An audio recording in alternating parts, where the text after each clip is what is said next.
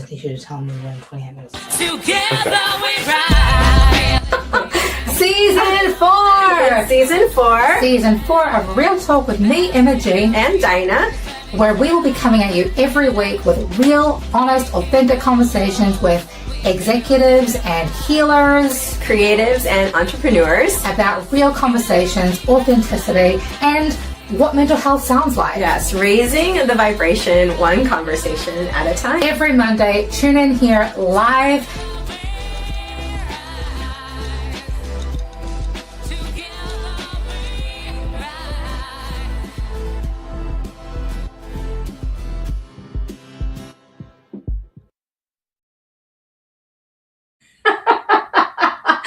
I get giggly whenever I see that because I'm like, well, first of all, I'm so excited about this podcast. I'm so excited that I get to hang out with awesome entrepreneurs like yourself. But I have to apologize because my co-host, Dinah, is sending her love from Southeast Asia right now. So I'm going to try my best to encompass the energy of high key living. But welcome back, friends. Happy Monday. My name is Emma G. Today on Real Talk, Mental Health Sounds Like This, I am super pumped because we have somebody who's very different from last week's guest. She is an entrepreneur. Well, she's a DC professional that turned creative entrepreneur, musicpreneur, if you will. She's somebody who very much encompasses so many of the values that I personally try to emulate in the world. But this woman is, you're liquid sunshine in so many ways. Kimberly Shires of Hear Me Roar Studio. How are you? I'm great. Thank you for having me. Fantastic. I'm super excited. Yeah, we love fun. We haven't even got it started. I haven't even got it started, but it's still fun. And I'm sorry to miss time. Yeah. I know she's sending her love, and I'm going to try and channel her energy and her questions. So for those who don't know you, obviously, you've been in the music space for a long time. You started as a singer-songwriter yourself. You actually started way before that as an instrumentalist. But before you came to this point in your life, you're now, you've now become this badass producer and award-winning songwriter and collaborator and somebody who's on a mission, it seems, to help not just elevate the voices of DC musicians, but women and non-binary folk worldwide. Mm-hmm. Yeah. Here in DC. Yeah. So can you speak to that a little bit? Especially since so many people, I think of DC as a non-music town. Yeah.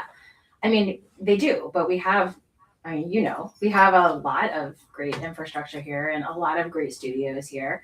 And one thing that I noticed, when I first started the studio, one thing that I noticed is there are very few women in that space. Mm-hmm. And that was a space that I was entering, and I was entering full force. And so I thought, well, what does that mean? And how can that be useful to people? How can I leverage that even? So, I kind of thought about that for a moment. And, one of the things that, clearly came to me was that women often feel more comfortable with women. Mm-hmm. And there's a bit of a toughness or a gearsplaininess, in the gearsplaininess. I love that. In the audio world.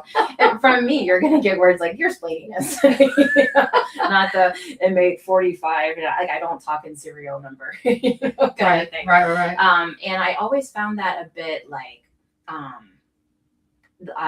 difficult to engage with myself, as a woman and as a performer and as a recording artist, to walk into a space and somebody's throwing serial numbers at me, and I'm like, I can't have a conversation with that. Mm-hmm. And it ends up impacting my creativity. It impacts my feelings of safety. It impacts my confidence. And it kind of takes you down, and you feel like, okay, I don't know anything. I don't know how to have a conversation with this person, and I feel like I'm being talked at rather than talked with. And so I wanted to change that approach and, work with artists in a way that allows them to walk into the studio fully armed with their creativity, with their art, with their vision, and actually listen to it and try to understand what it is they're trying to say. And one of the first things that I'll do is I'll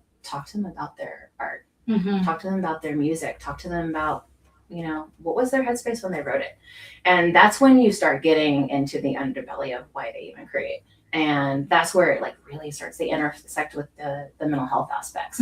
Because as you know, Emily, writing is therapeutic, right? What? Really? Amazing. It is. I mean, somebody wrote like an entire book about it. I mean, hey. And people come into the studio with that. They come into the studio with their therapy assignment. Right. And they're looking at you to create that sonically. Sure. And I want to honor that. And I want to pay homage to that and, really understand, well, what are you bringing in here? Right. Where are you with that? What struggles are you going through? And then what does that sound like? Yeah. And mental health sounds like this, right? Right. Exactly. So we're like literally creating the soundscape for mental health in the studio. So, it veers on a bit therapeutic situation, when you're in that space. So it's like we'll talk, we'll get to know each other and make sure they feel comfortable. Making sure that space physically feels comfortable. It's a good temperature, that the lighting is good, that it's comfortable, that it's clean, that it doesn't have like strong smells or anything like that coming, from anywhere, like candles or, even like nice things like candles or incense and stuff like that can be disruptive to people, especially vocalists. So we want to keep, your space very clean and free of that kind of stuff, so that it feels welcoming and it feels safe. So I wanted to be that studio. And I mean, I'm not the only studio that's like that. There's plenty of comfortable studios that you walk into. But I wanted to make a point of it being that, so that when the women that I work with and when the gender expansive individuals that I work with come in, they're not worried about how I'm perceiving. I mean, I know that's not necessarily a direct connection, but I think when you feel comfortable in a space, you're more likely to just feel comfortable as yourself and show up as yourself and show up authentically. So I just want to create room for that, and both physically and emotionally, by listening, hearing what their songs are about, hearing what their art's about, why they make it, what led them to where they are, what are their goals with it. And sometimes it's, I just need to create this, and that's amazing. Like, I don't need somebody to come in and be like, oh, I want to make a hit. It's like, okay, we can also do that, but I want to know why you're creating, because that is the thing that really connects us to that music and allows other people to then connect with that music. I love, obviously, I mean, that mental health aspect is so important for so many creatives, and I love the emotional aspect of it as well, obviously, because lyrics are such an outpour. I talk about in my book all the time that energy, emotions are just energy and motion. Talk to me though, like, I think when people kind of get stuck in this idea of the hit, making the hit, and that vulnerability that comes with that balance between wanting that emotional expression, but also wanting to make sure that it's earwormy enough, right? Right. And I'm particularly interested in this because as you were speaking, your emphasis is so much on women and non-binary folk, but in the many cultures that I come from and the many places in which I've been honored to live, there has always been an underlying theme of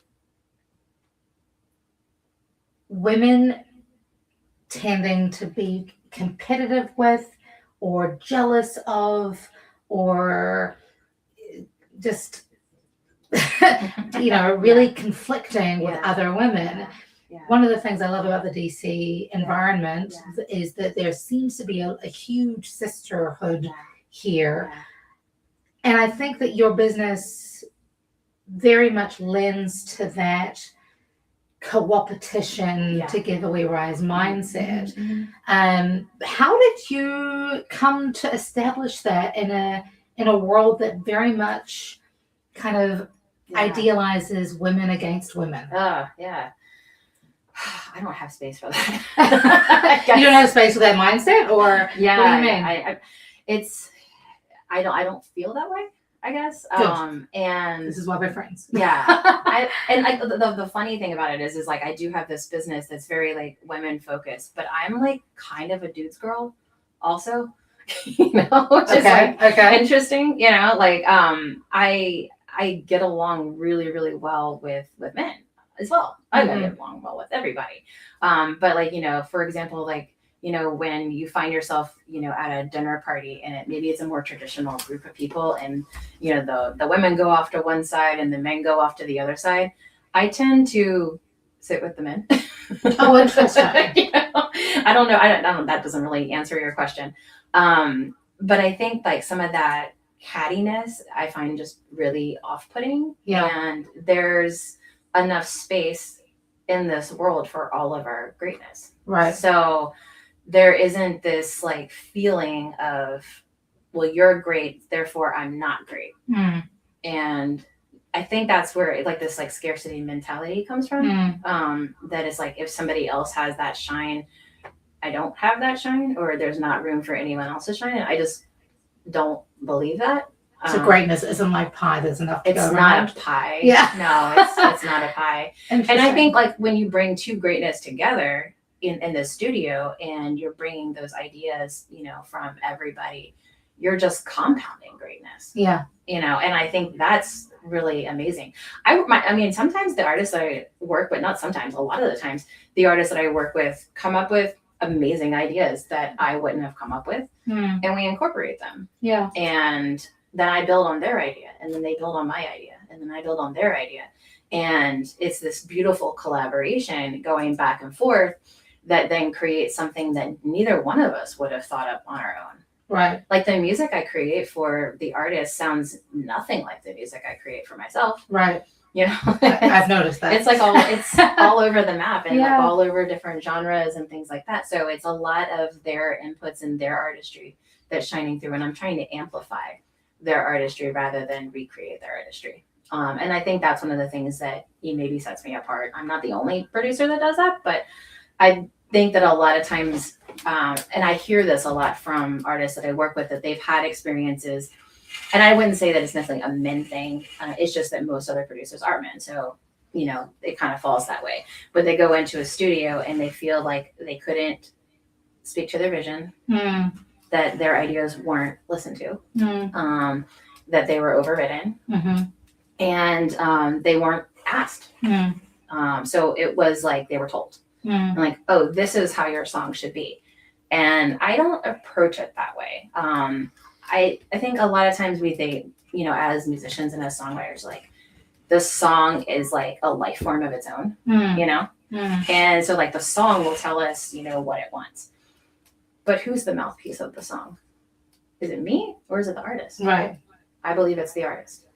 And when I work with the artist, I treat it that way. And I try to suss out what is the song telling me through the artist rather than what is the song telling me, Kimberly. Gotcha. You know what I mean? Yeah. So I think that's like one of the things with that, you know, I think just that mindset of that collaboration and that together we make something better. Yeah. It just kind of takes away that sort of like, I don't want you to be good because I'm less than. But that just doesn't make sense to me. That makes sense. Yeah. No, I hear you. I love it. It's interesting. So I've worked with a lot of producers over my career, obviously starting in New Zealand when I was 10, recording my very first single, Look Around.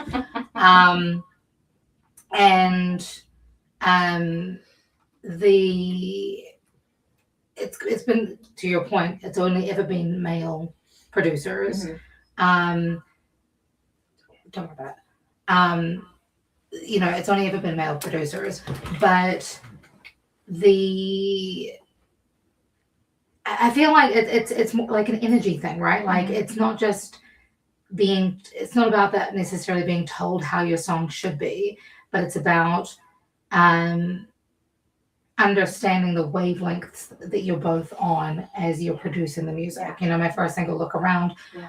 I didn't know that it was going to be an R&B soul, Right. you know, Right. hip hop song. Right. Yeah. That wasn't even Yeah. in my mindset. And now, you know, then it's Static Era, it was a lot more Yeah. interactive for us as a band. But, you know, nowadays, I think for me personally, it's been very much a therapeutic, cathartic process. Which means that I'm more interested in the lyric writing and the melodies than I am necessarily in the production. Yeah. Like the production, okay, I know what I like, I know what I don't like. Yeah. So for artists who are like that, how do you balance? Yeah. Oh, that's a great question. I would say most of the artists that I work with are not like that. Most of them come in with very specific ideas, and they've tried to express those ideas in the past and haven't been able to. So that's generally well, they've been mansplained as opposed to gearsplained. Okay. Exactly, yeah. So that's often the case of what I'm dealing with. Right. If they don't have an idea at all, and this would be like maybe 5 to 10% of the artists that I've worked with that came as a complete blank slate, we listen to it together. And then I think of like, well, what does it sound like to me? And then we start pointing to references and we start listening to a lot of music together. Because even if they don't hear a specific production, everybody's brain has a sonic palette, right? I like that. Sonic palette. It sounds like a band name. It does. It does sound like a band name. And everybody has preferences. There's certain things that irk people, like really saw buzzy synths. Some people can't stand that sound. Some people are obsessed with that sound. Saw buzzy, like sawtooth. It's like a waveform. Okay. So it's like it sounds buzzy. Interesting. Buzzy and distorted. Okay. Instead of round and focused. Interesting. So what I do is I spend time with those artists listening to music together, so I understand how they hear and process sound, and then I work with them to create that into their song. So we'll listen to that in the combination with their actual song. I'll have them play it for me. I'll have them perform it live for me. Play me your song. And then I think, are there any artists it reminds me of? And if there are, then we'll listen to those artists. And I'll kind of bounce off them to see, is this an influence of yours? If that's not, who else was an influence of yours? Because there is something, they just might not be able to articulate it. So is that to get kind of woo-woo on behalf of Diana? You can totally get woo-woo. Well, no, I mean, partly woo-woo. I'm the one who like saged my studio space. Girl sang. No, but so you're speaking to me a little bit because like it's lighting up a little bit because when you brought up the sawdust analogy, right? Back in my heavy metal days, I used to listen to two specific super underground, super, I don't know, like a little more hardcore than people might expect bands. One was a band called Chimera. Yeah, I think I would expect it. I mean, you would. I think I would expect it. We're going to have to listen to Chimera together. So Chimera was one of them, and the second was a band called Ill Disposed. And so when you bring up the whole idea of sawdust, my brain went to listening to Ill Disposed's album at one point in my 1988 Honda CRX that I bought for $650 when I was 16. Sounds a lot and like my first I one. remember listening to it and hearing the sawdusty thing and thinking my car was about to break down. Yeah. Right? Yeah. So, but I loved that sound. Yeah. And then come to present day in my book, I talk a lot about sound frequencies. And I talk a lot about how, how different frequencies affect the brain, especially if you're neurospicy. And then, of course, there's a new trending topic. I don't know how new it is, but where you've got different sound frequencies that go between left and right. I was literally creating this yesterday. Right. Binaural beats. Binaural beats. And that's specifically supposed to be helpful for those with ADHD. Which again, I kind of like to explore, in my own studies, but also in my book and whatever.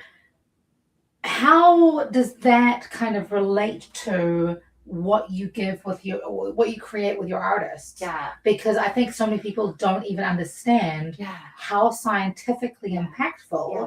sound frequencies have. Yeah. Yeah. We're typically working in standard frequencies, like 440. You Yeah. know, that unless I actually recently I'm working with somebody on recording her sound. Well, I've already done it. Her sound bowls and a bunch of stuff for a sound bath. Oh, cool. We're creating audio recordings, and I created the binaural beats in that. Okay. Where it's like you pan them. It's so cool. Yeah. And Yeah. it's really interesting because we've had a couple of people listen to it, and neurospicy people are like, oh, and like neurotypical people are like, it makes my brain itch in a way that I can't scratch it. Right. we call them muggles. My husband calls them normies. But yeah, that's interesting. But I'm not usually working in different frequencies, and I could if the artist really wanted to. It wouldn't be hard just to tune everything to that. But then you would have to tune everything to that, and nobody's expressed an interest, to be honest with you. But I know there are some people that detune their guitar to a different frequency and will play with that kind of stuff. So I would be open to that. It's not something that I've done yet in any of the productions. Everybody's kind of come in, 440. Wanting to be normal. Yeah. Ugh, It hasn't honestly been a question we've explored very much. And maybe, for certain artists that I work with, maybe it's something I'll bring up and ask them if it's something they'd be interested in exploring, around different frequencies and recording in those different frequencies. But yeah, also to that, just whether you're tuned to 440 or something different, higher or lower than that, there's still frequencies, spectrums within 440. And those frequencies mean different things to different people. Of course. And that's the thing that I'm trying to suss out with the artist. So there's one artist that I work with, really high pitched things like cymbals. Yep. She cannot stand that sound. She can't handle it. So I know not to incorporate things like that into her music. Right. And you start to get to learn how people hear things and how they want to hear things. And everybody is so once you start asking the questions and people feel open to start expressing their thoughts and opinions and preferences on it and feel comfortable that they're going to be heard and acknowledged in that and it's going to be executed on, you find everybody is entirely completely different. So as a producer, I'm not I don't have that sound, it's I don't work that way. That's not my angle. Interesting. My sound is elevating the human. I love That's a good way to put it. Yeah, exactly. Which is why I have currently in the roster of projects that I'm working with a 60s doo-wop song, a screamo metal song, of course, and a disco song, and an Americana song, and a fusion of Indian and Americana. That one's kind of fun. Indian and Americana? Mm-hmm. Amazing. And I actually found a banjo player who was trained in classical Indian music. Accidentally. It turned out the banjo player I knew happened to have that skill, but yeah. Fantastic. Yeah, I don't know. It's really fun. So it's it goes all over the map. And once you start asking people what it is that they are hearing or what they like to hear. Maybe they don't hear, they can't hear the entire production of their own song. I can help realize that, but they do hear sound. They do have preference. Of course. And they do have likes and dislikes. Of course. And my job as the producer is to help them express that. So that's how I approach it. And that's why I think it's an open space to bring out your confidence in it, make you realize, a lot of the people I work with will go on and start producing their own things because of the experience that they've had. And I think that's amazing. I love that. We have time for, listen, when I launched season 4 with Dinah, I was 28 minutes. We'll get so much covered in a short amount of time. So short. It's so short. Listen, it's so short. But that's okay because, this is an opportunity for people to kind of get an idea of how powerful music is. Mm-hmm. More of an idea. We all know how powerful music is, but, an idea of how you approach the power of music when it comes to our mental, emotional, spiritual, physical, because music touches us physically, well-being. I want, for the last question, do you have any 3 tips, tricks, or ideas on how our listeners can either utilize music as a tool for their own mental, emotional, spiritual, physical, and social well-being, or as a producer, how you make sure that you maintain that well-being for yourself. Yeah. Oh gosh. I mean, I think finding what you like to listen to and listen to it. Okay. Is, I mean, it's like just really basic, and not just like have it, but listen. Yeah. Not just have it in the background, but like truly listen. Be like, present. Be present with it. I know I went and like I studied music in college. Like that was like my thing for like a big chunk of my early life. But I got pretty burnt out and like walked away from it for a while. And I spent like maybe 10 years with music being background music, which is crazy that I'm like a music producer now. But I did. And I was seeing myself slip and feel numb and like get disconnected from myself. And once I started truly listening and like listening to like not only the lyrics, but listening to like the melodies, listening to the contours, listen to the energy exchange in the song, you know, where's it going up? Where's it going down? What are the different instruments doing? Not only is that helpful for like your own focus, because like when you're focusing on these specific elements, there's less space for your brain to be monkey brain. You know?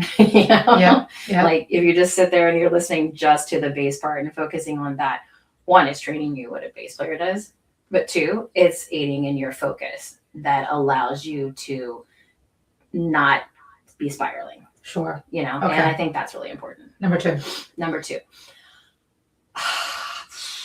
What was the question again? How can people apply music as a modality for their own mental, emotional, spiritual, physical, and social I think the next thing is obviously creating it. Amen. Creating it. Love it. Don't have to worry about your song. Write it for yourself. Yeah, create it. I love it. And don't let other people create it for you. Yeah, like, exactly. Don't let the world write your song for you. Yeah. And, you know, there's different components that people feel like more attached to, whether it's the lyrical construct or it's the sonic palette of it or, you know, something else. But some people feel connected to the entire sphere of it. Speak your truth on it. Love it. Know? Number 3. Yeah, list of 3 on the spot here. Be confident. Love that. Be confident. I love that the music is. Yeah.